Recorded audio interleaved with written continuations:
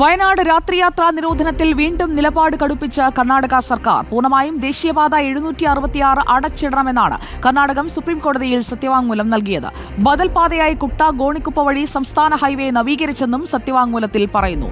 VS രഞ്ജിത്തും Deepak മലയമ്മയും നമുക്കൊപ്പം ചേരുകയാണ് തത്സമയം. ആദ്യം VS രഞ്ജിത്തിലേക്ക്. VS രഞ്ജിത്ത്, കേരളത്തിന് തിരിച്ചടിയാകുന്ന തീരുമാനമാണ്, അത് തിരുത്താൻ തയ്യാറല്ല എന്ന് തന്നെയല്ലേ കർണാടകം ഇപ്പോൾ കടുപ്പിക്കുന്നതിലൂടെ വ്യക്തമാക്കുന്നത്?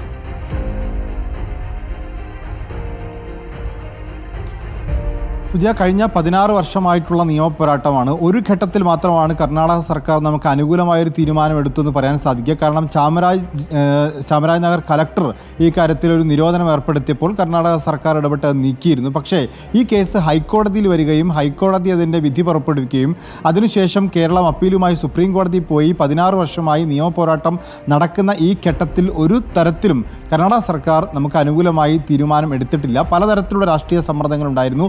ഇപ്പോൾ ഏറ്റവും ഒടുവിൽ അവിടെ കർണാടകയിൽ വീണ്ടും കോൺഗ്രസ് അധികാരത്തിൽ വന്നപ്പോൾ വയനാടിൽ പ്രിയങ്ക ഗാന്ധി മത്സരിച്ച് ജയിച്ച സാഹചര്യത്തിൽ കോൺഗ്രസിൻ്റെ നേതൃത്വം ഇടപെട്ടുകൊണ്ട് അവിടെ ഈ രാത്രിയാത്രാ നിരോധനം നീക്കുന്നതിനു വേണ്ടി കർണാടക സർക്കാരുമായി ഇടപെട്ട് ഒരു ഒത്തുതീർപ്പിലേക്ക് എത്താനുള്ള ശ്രമങ്ങൾ നടന്നു വരികയായിരുന്നു. DK ശിവകുമാർ വയനാട്ടിലെത്തിയപ്പോൾ അക്കാര്യം സൂചിപ്പിക്കുകയും ചെയ്തിരുന്നു. പക്ഷേ ഇപ്പോഴിതാ ഒരു സർക്കാർ അറിയാതെയാണ് എന്നിപ്പോൾ T സിദ്ദിഖ് പറയുമ്പോഴും അത്തരത്തിൽ വനം മേധാവിയുടെ ബന്ദിപ്പൂർ വനം മേധാവിയുടെ ഭാഗത്തു നിന്നാണ് ഈ വനമേഖല പൂർണ്ണമായും അടച്ചിടാൻ പോവുകയാണ് എന്നും ഇതിന് പകരമായി ഗുട്ട ഗോണികുപ്പ വഴി 75 കോടി രൂപ ചെലവാക്കി നിർമ്മിച്ചിട്ടുണ്ട് എന്നും അവിടെ രാത്രിയും പകലും സഞ്ചരിക്കാമെന്നുള്ള ഒരു ഉപാധി മുന്നോട്ട് വെക്കുന്നത്. പക്ഷേ ആ വഴിയല്ല കേരളത്തിൻ്റെ വ്യാപാര ആവശ്യങ്ങൾക്ക് വേണ്ടിയും യാത്രാ ആവശ്യങ്ങൾക്ക് വേണ്ടിയും കോഴിക്കോടും മലപ്പുറവുമുള്ള മനുഷ്യന്മാരും അതുപോലെ തന്നെ വ്യാപാരികളും അതുപോലെ കേരളത്തിലേക്ക് മൊത്തത്തിലുള്ള യാത്രക്കാരും ഒക്കെ ആശ്രയിച്ചു കൊണ്ടിരിക്കുന്ന ബന്ദിപ്പൂർ വനമേഖലയിലെ 19 കിലോമീറ്ററാണ് തുറന്നു കൊടുക്കാൻ വേണ്ടിയുള്ള ആവശ്യം നമ്മൾ ഉന്നയിച്ചുകൊണ്ടേയിരിക്കുന്നത്.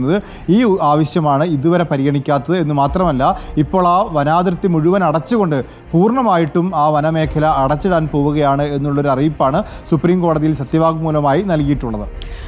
VS രഞ്ജിത്താണ് വിവരങ്ങൾ നൽകിയത്.